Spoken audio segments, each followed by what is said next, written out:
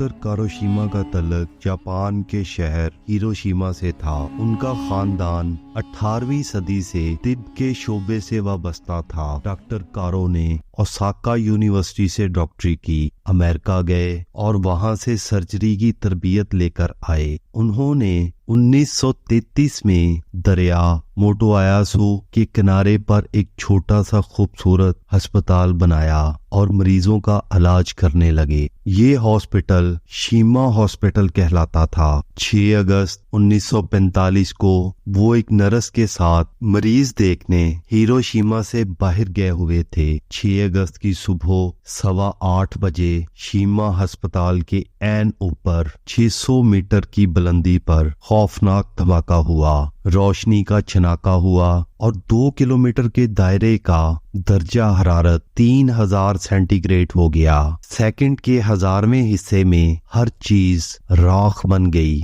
और ये राख छतरी बनकर फजा में बुलंद हो गई। ये मंजर दूर से देखने वालों को मशरूम यानी खुम्बी की तरह महसूस हुआ।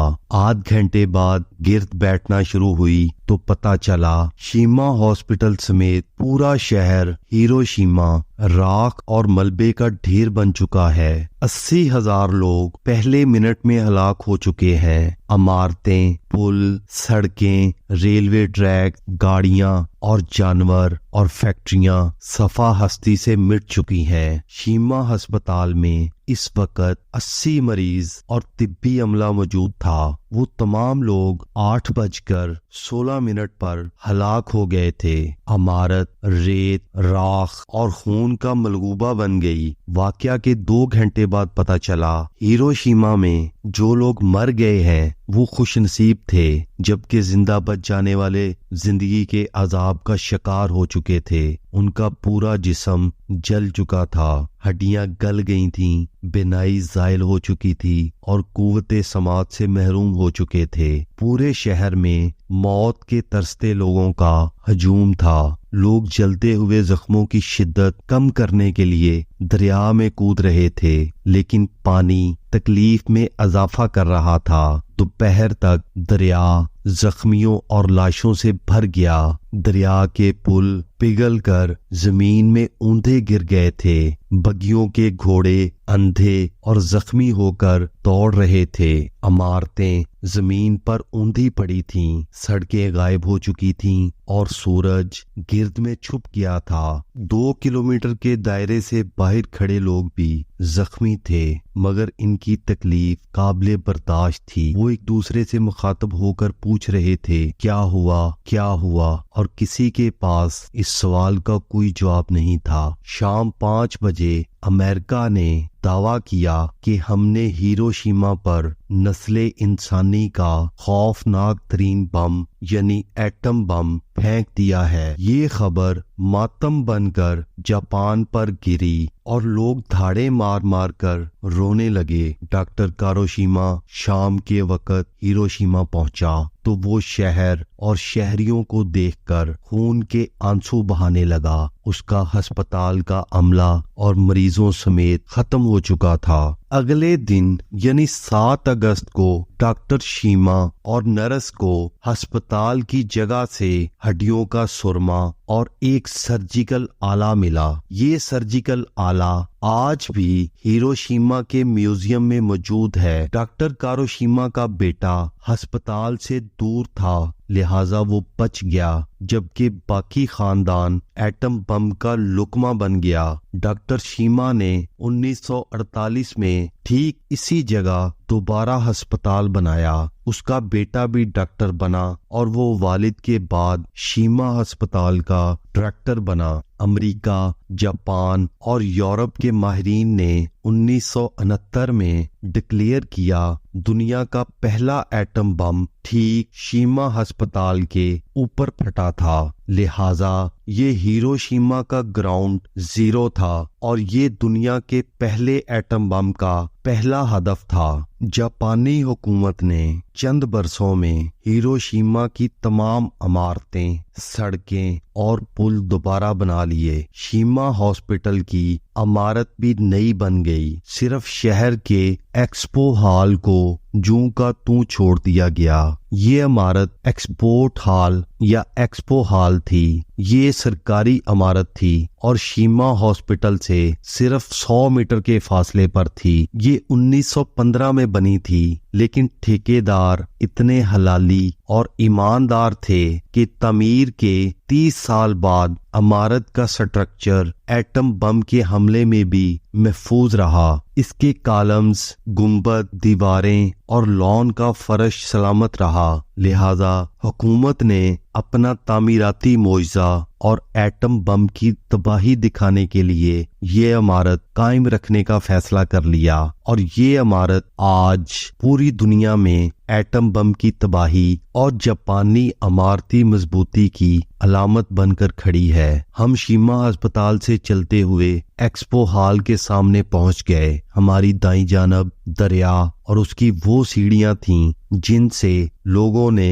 एटमी हमले के दिन पानी में कूदना शुरू किया था और उनके साथ वो आहनी पुल था जो पिघलकर दरियाबुर्द हो गया था। मैं थोड़ी देर के लिए वहां रुक गया और ये सोचने लगा, हम इंसान भी किस कदर खौफनाक हैं। हम जब जालिम होते हैं तो हम खुद को भी बर्बाद करने से बाज नहीं आते। दुनिया में आज भी ये सवाल पूछा जाता है, अमेरिका को आखिर एटम बम और वो भी हिरोशिमा और नागासाकी की 2 शहरों पर गिराने की क्या जरूरत थी। दुनिया यकीनन अमेरिका को इसका जिम्मेदार समझती है, जबकि मामला बिल्कुल मुख्तलिफ था। दूसरी जंग अजीम के दौरान जापान की ज्यादातर ताकतें फौजी जर्नैलों और शिद्दत पसंद वजीर आजम के हाथों में थीं और ये लोग अंधाधुंध फैसले कर रहे थे। अमेरिका खुद को जंग से बचा रहा था, मगर जर्मनी ने बरतानिया में अमेरिका का मुसाफिर बरदार बहरी जहाज उड़ा दिया, जबकि जापान ने पर्ल हार पर हमला करके अमेरिका के 188 हवाई जहाज और 2300 फौजी मार दिए और यूं अमेरिका भी जंग में कूदने पर मजबूर हो गया। ये बात शायद आपके लिए दिलचस्प होगी। अमेरिकी रियासत हवाई जापान से 6500 किलोमीटर के फासले पर है, जबकि जापान अमेरिका के जेरे तसल्लुत फिलिपाइन गोदाम, गाम और वीक आइलैंड पर मुतवातर हमले कर रहा था। जंग में अमेरिका के 12.5 लाख फौजी हलाक हो गए थे। सिर्फ 1944 में 88,000 अमेरिकी फौजी हलाक हुए। जंग की तवालत ने अमेरिका को माशी लिहाज से कमजोर कर दिया था। फैक्ट्रियां बंद हो गई थीं, फौज में जबरी भर्तियों की वजह से किसान खत्म हो गए थे। लिहाजा अमेरिका में ज़रई अजनास की किल्लत पैदा हो गई थी। कसाद बाजारी भी आम थी और अमेरिका में बीमारियां भी फूट पड़ी थीं। चुनाचे अमेरिका अपनी तारीख के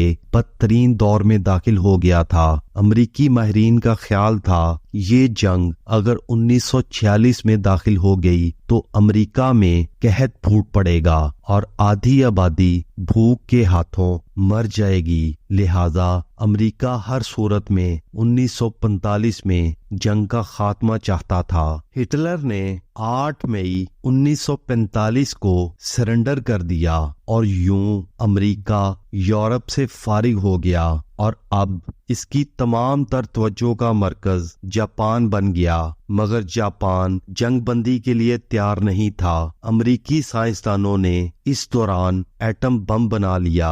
जुलाई 1945 में बरतानिया और अमेरिका ने जापान पर एटम बम गिराने का फैसला कर लिया। अमेरिका के पास इस वक्त लिटिल बॉय और फैट मैन के नाम से दो किस्म के बम थे।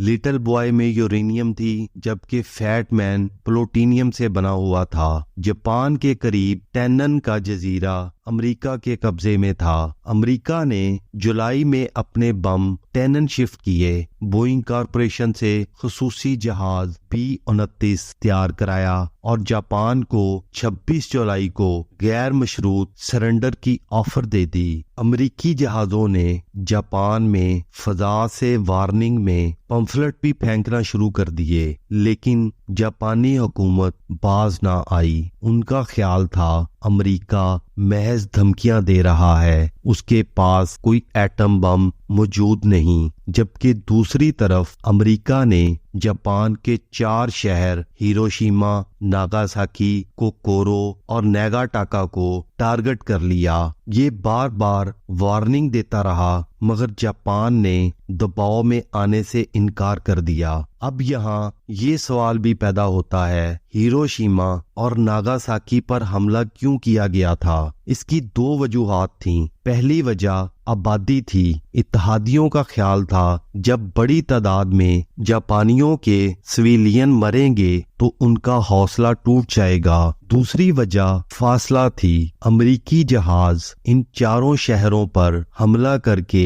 आसानी से वापस टैनन पहुंच सकते थे। चुनाचे यूं 6 अगस्त 1945 को सुबह 8 बजे हिरोशिमा पर पहला एटम बम गिरा दिया गया। इस हमले में फौरी तौर पर 80,000 और बाद अज़ां मजीद 60,000 लोग मर गए। अब सवाल ये है, अमेरिका ने 3 दिन बाद नागासाकी पर बम क्यों गिराया? इसकी भी 2 वजूहात थीं। पहली वजह जापान का रद्द अमल था। जापानी वजीर आजम कांतारो सुजुकी ने हिरोशिमा का इंतकाम लेने का ऐलान कर दिया, जबकि शहनशाह हिरोहितो इसे रोकते रह गए। मगर वजीर आजम और जर्नैल एक पेज पर थे और ये लोग आखिरी गोली और आखिरी आदमी से पीछे हटने के लिए तैयार नहीं थे। दूसरी वजह अमेरिका यूरेनियम के बाद प्लूटोनियम की तबाही का मुशाहदा भी करना चाहता था। चुनाचे 9 अगस्त 1945 को 11:02 पर नागासाकी पर भी दूसरा एटम बम गिराया गया और वहां 75,000 लोग हलाक हो गए। इसके बाद कोकोरा और नागाटा की बारी थी और उसके बाद आखिरी हमला टोक्यो पर होना था। मगर इससे पहले शहनशाह हिरोहितो ने तमाम इख्तियारात अपने हाथों में लेकर गैर मशरूत सरेंडर का ऐलान कर दिया और यूं 15 अगस्त 1945 को जापान ने अपनी शिकस्त मान ली और दूसरी जंगे अजीम खत्म हो गई। दुनिया में अमन हो गया, मगर उस वक्त तक 8.5 करोड़ लोग जान और अज़ा से महरूम हो चुके थे और दुनिया आखिरी और हतमी हथियारों की रेस में भी शामिल हो गई थी। और इस रेस के बारे में दावा किया जा रहा है इसके आखिर में इस पूरे कुरे अरज से जिंदगी के आसार खत्म हो जाएंगे, जमीन मरीख या वीनस बन जाएगी। दोस्तों, ये थी जापान पर एटम बम के हमले की दास्तान। अगर आपको हमारी स्टोरीज अच्छी लगती हैं तो हमारे चैनल को जरूर सब्सक्राइब करें। नीचे कमेंट्स में अपनी आरा का इजहार जरूर किया करें। वीडियो को लाइक भी कर दिया करें। इसी के साथ इजाजत चाहूंगा।